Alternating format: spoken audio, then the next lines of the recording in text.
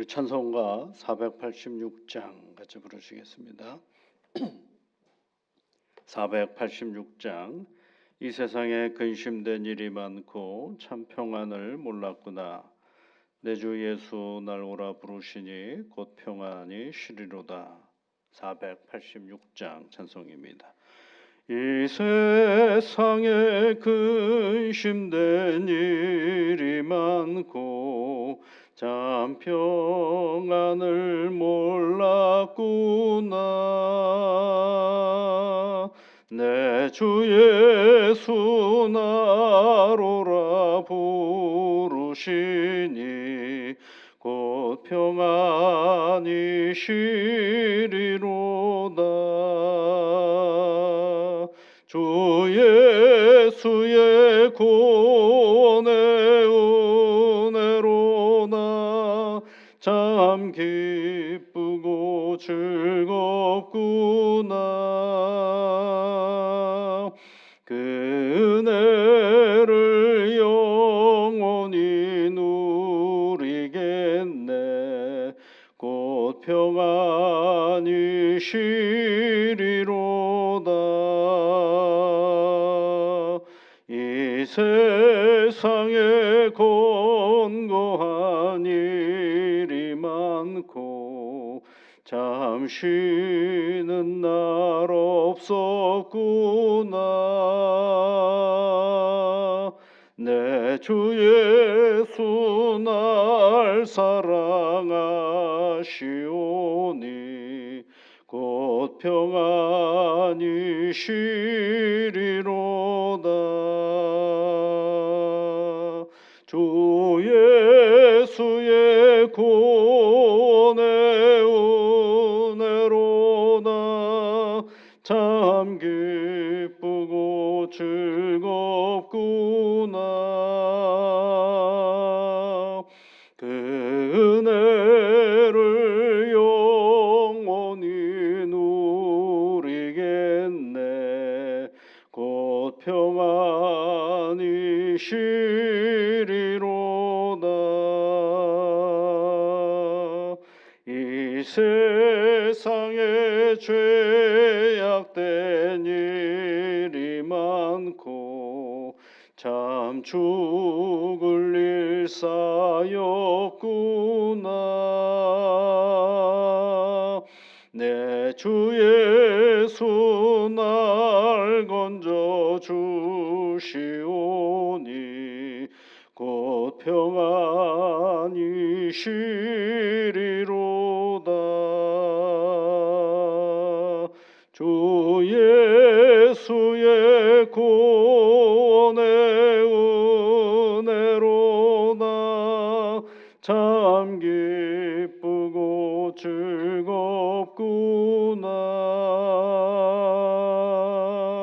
그 은혜를 영원히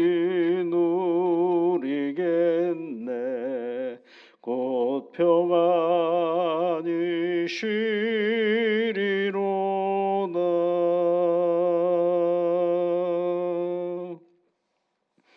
만복의 근원이신 하나님 아버지, 새날을 저희들에게 주셔서 감사를 드립니다.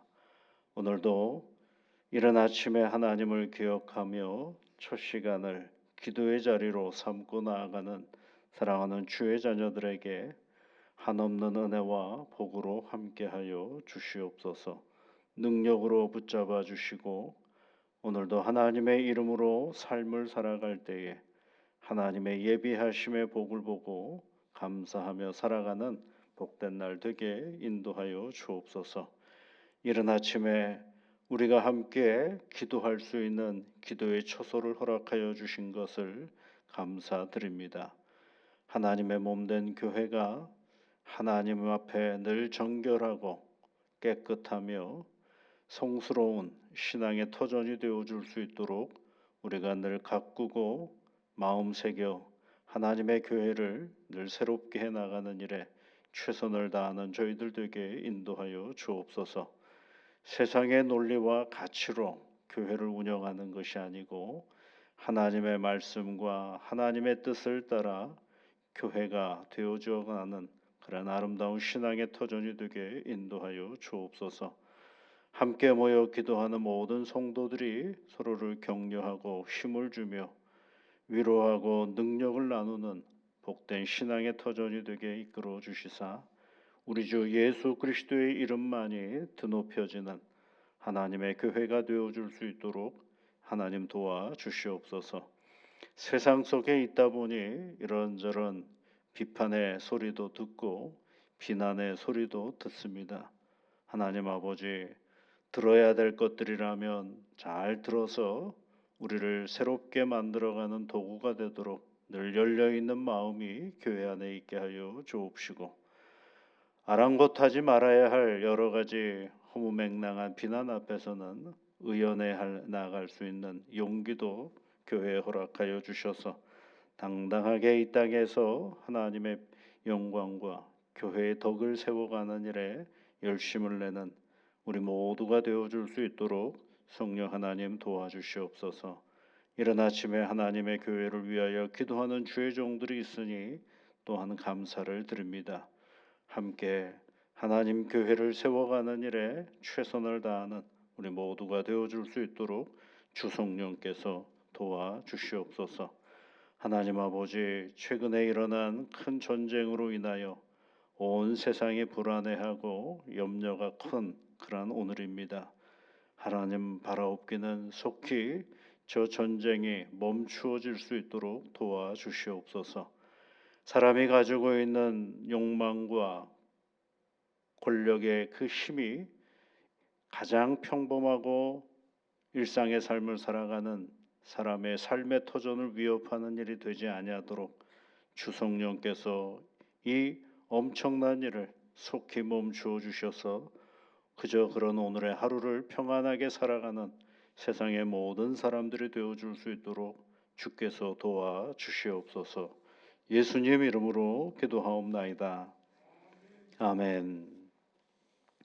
하나님의 말씀은 마태복음 17장 22절부터 27절까지 말씀입니다. 22절부터 27절까지 함께 같이 읽겠습니다. 갈릴리에 모일 때에 예수께서 제자들에게 이르시되 인자가 장차 사람들의 손에 넘겨져 죽임을 당하고 제3일에 살아나리라 하시니 제자들이 매우 근심하더라. 가버나움에 이르니 반세계를 받는 자들이 베드로에게 나와 이르되 너의 선생은 반세계를 내지 아니하느냐. 이르되 내신다 하고 집에 들어가니 예수께서 먼저 이르시되 시몬아 내 생각은 어떠하냐. 세상 임금들이 누구에게 관세와 국세를 받느냐. 자기 아들들에게냐 타인에게냐. 베드로가 이르되 타인에게니이다. 예수께서 이르시되 그렇다면 아들들은 세를 면하리라. 그러나 우리가 그들이 실족하지 않게 하기 위하여 내가 바다에 가서 낚시를 던져 먼저 오르는 고기를 가져 입을 열면 돈 한 세겔을 얻을 것이니 가져다가 나와 너를 위하여 주라 하시니라. 아멘. 예수님께서 순환을 받으시고 다시 살아나실 것을 말씀하시면서 두 번째 말씀하시죠. 제자들에게 세 번에 걸쳐서 예수님이 가셔야 될 그 길을 말씀하시는 것 중에 이제 두 번째 얘기해 주고 있으시는 말씀입니다. 죽임을 당하여 제3일에 살아나리라라는 그 예수님이 가야 할 그 길 속에서 예수님은 늘 사람이 사는 일에 가장 구체적인 일들을 경험하시고 부딪히시는 일상을 이제 24절부터 27절까지 말씀을 우리에게 가르쳐주고 있습니다. 죽임을 당하고 제3일에 살아날 것이다 라는 이런 주님이 가셔야 하는 길이 어느 날 거기로 가는 것이 아니라 매일매일 구체적인 삶을 살아가면서 거기까지 가시는 거죠. 그런 과정에서 이제 예수님과 제자들이 이제 가버나움이라는 곳에 들렀는데 거기에 이제 반세계를 받는 자가 베드로에게 나와서 물었습니다. 이 반세계를 받는 자가 누구냐면 성전세를 거둬들이는 사람을 얘기하는 것입니다. 유대인들이 이제 성전세, 성막을 만들어 놓고 출애굽기에 보면 성인 된 남자 20세 이상 된 사람에게는 그 세금을 내도록 해놨습니다. 이제 그 반세겔이라고 되어 있는데 반세겔은 1년에 한 번 내는 세금입니다. 성전을 향하여 내는 세금을 1년에 반세겔이라고 하는데 유대인 남자 20세 이상 되는 사람이면 모두가 내는 거죠. 왜냐하면 이제 이 성막이나 성전에 있는 사람은 옛날에는 레위인들이 다 했거든요. 근데 레위인들은 땅을 분배를 받지를 않았습니다.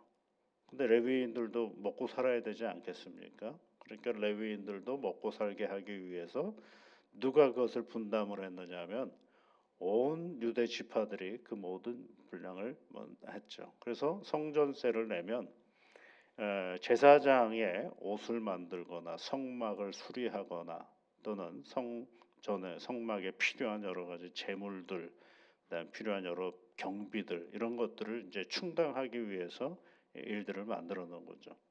이제 그걸 하기 위해서는 또 아무나 다 거둘 수는 없으니까 또 일정 정도 책임 맡은 사람들이 있죠. 그런 사람들이 이제 쭉 있는 거죠. 그런 일들을 쭉 진행해 가는 사람들입니다. 그래서 이제 반세계를 받는 사람들이 예수님과 그 제자들에게 너희들은 왜 세금을 안 냈느냐라고 물어보는 겁니다. 성전세를 냈느냐라고 물어보는 거죠. 이게 두 가지 의미가 있습니다. 예수님은 자꾸 성전과 거리를 두는 사람인 것처럼 이미지가 당시 유대인들에게는 있거든요. 막 성전에 들어가셔서 성전은 막그 뒤에 엎어버리면서 내 집은 만민이 기도하는 집이다 이러면서 실정을 거부하는 사람처럼 여겨지는 그런 형편이거든요. 그러니까 이 질문은 어떤 의도가 있느냐면 너희들 성전세 안 냈지? 이런 거죠. 안 냈다라고 하면 어떻게 되느냐면 고발을 하면 되거든요.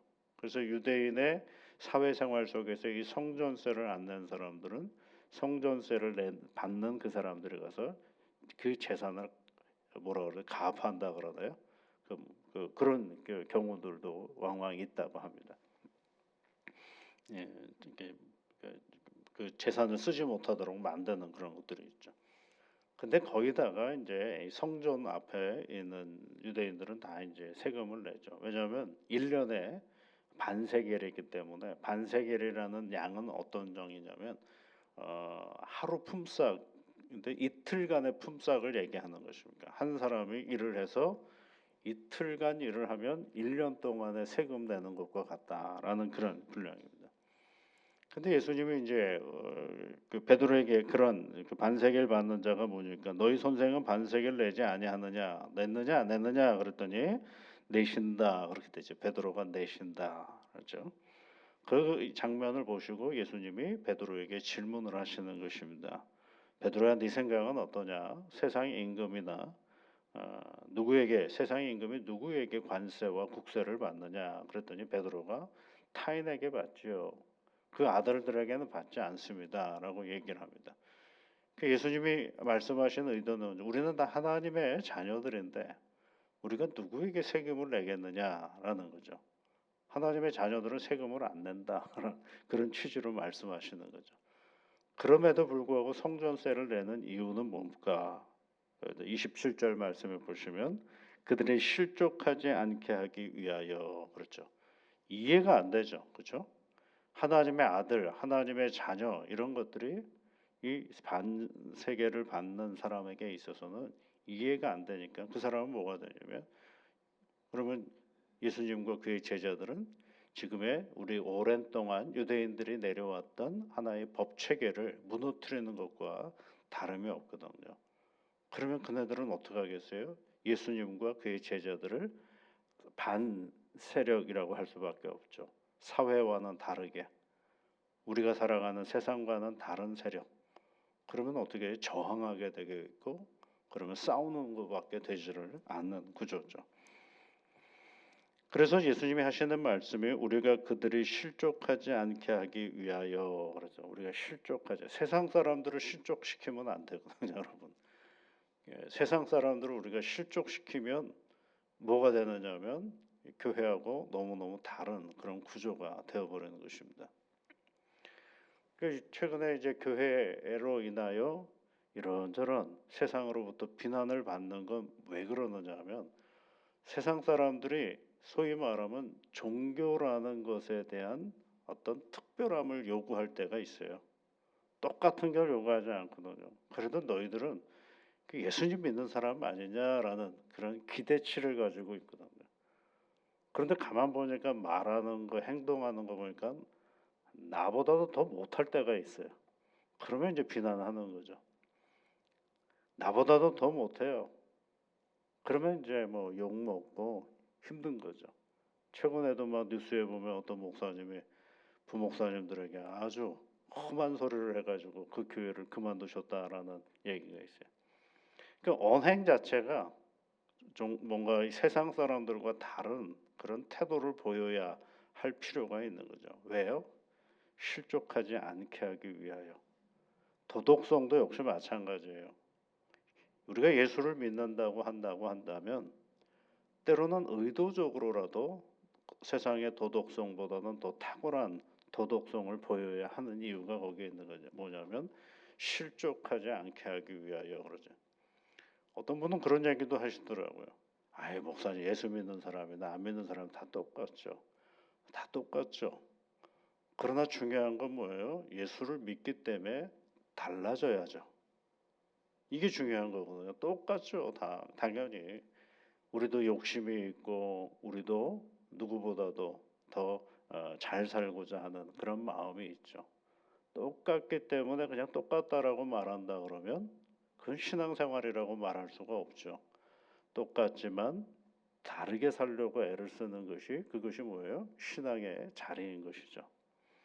그러니까 예수님이 그 얘기를 하시는 거예요. 똑같아. 그러나 우리는 하나님의 자녀 아니냐?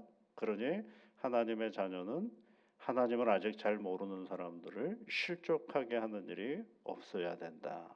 실족함을 당하지도 말아야 되겠지만 누군가를 실족하게 하는 일은 없어야 된다라는 것입니다. 그러면서 베드로에게 예수님이 무슨 뜻인지는 잘 모르겠는데 이상한 말씀을 하나 하셨죠.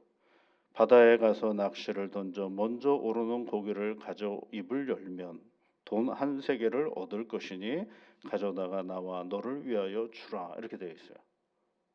이게 듣기에 따라서 무슨 야 내가 저 고기 입에다가 한 세겔 넣어놨으니까 가서 고기 잡으면 거기에 돈이 있을 거야 이렇게 들릴 수 있잖아요. 근데 이것은 이제 하나의 은유라고 할 수가 있습니다. 베드로는 직업이 뭐였어요? 어부였지 않습니까? 그러면 베드로가 돈을 버는 방법은 뭐예요?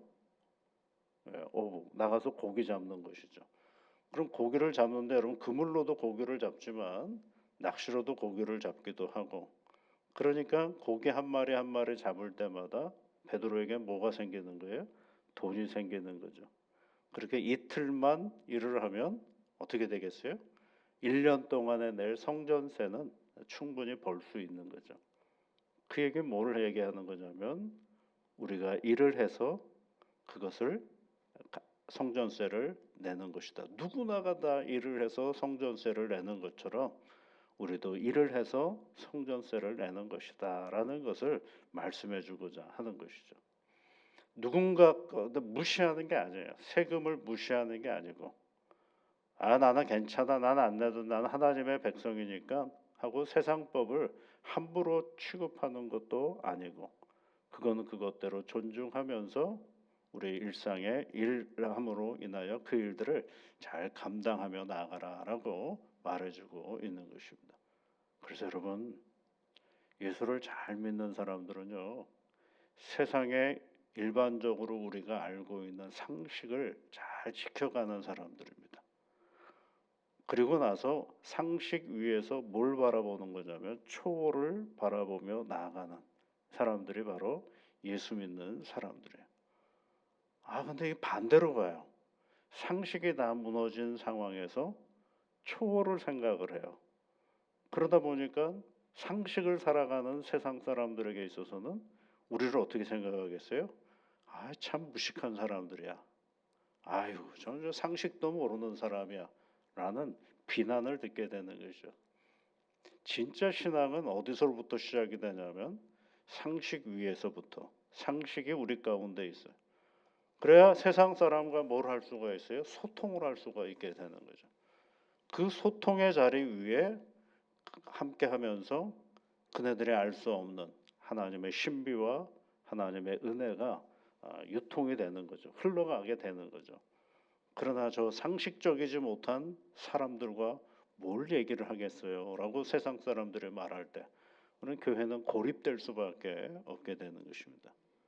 고립되고 그리고 자기 당착에 빠질 때가 많죠. 오늘 여러분 우리 주님께서 우리에게 말씀하셨습니다. 중요한 말이 그예요. 그들이 실족하지 않게 하기 위하여라는 것입니다. 오늘도 우리 믿음의 길을 걸어가면서 세상에 가지고 있는 상식과 더불어 그 상식을 초월한 믿음의 길을 통하여 하나님께 영광을 돌리고 한 사람이 하나님에 대하여 퀘션 마크 질문을 할 수 있는 저 사람은 어떻게 저런 생각을 할 수 있었을까? 저 사람은 어떻게 저런 태도를 보일 수 있을까? 그 힘은 어디에서 나오는 것일까를 생각해 볼 수 있는 기회를 세상에 보여주는 복된 전도하며 살아가는 새 하루가 되시기를 주의 이름으로 축복합니다. 같이 기도하겠습니다. 하늘에 계신 우리 아버지, 아버지의 이름을 거룩하게 하시며 아버지의 나라가 오게 하시며 아버지의 뜻이 하늘에서와 같이 땅에서도 이루어지게 하소서. 오늘 우리에게 일용할 양식을 주시고 우리가 우리에게 잘못한 사람을 용서하여 준 것 같이 우리 죄를 용서하여 주시고 우리를 시험에 빠지지 않게 하시고 악에서 구하소서. 나라와 권능과 영광이 영원히 아버지의 것입니다. 아멘.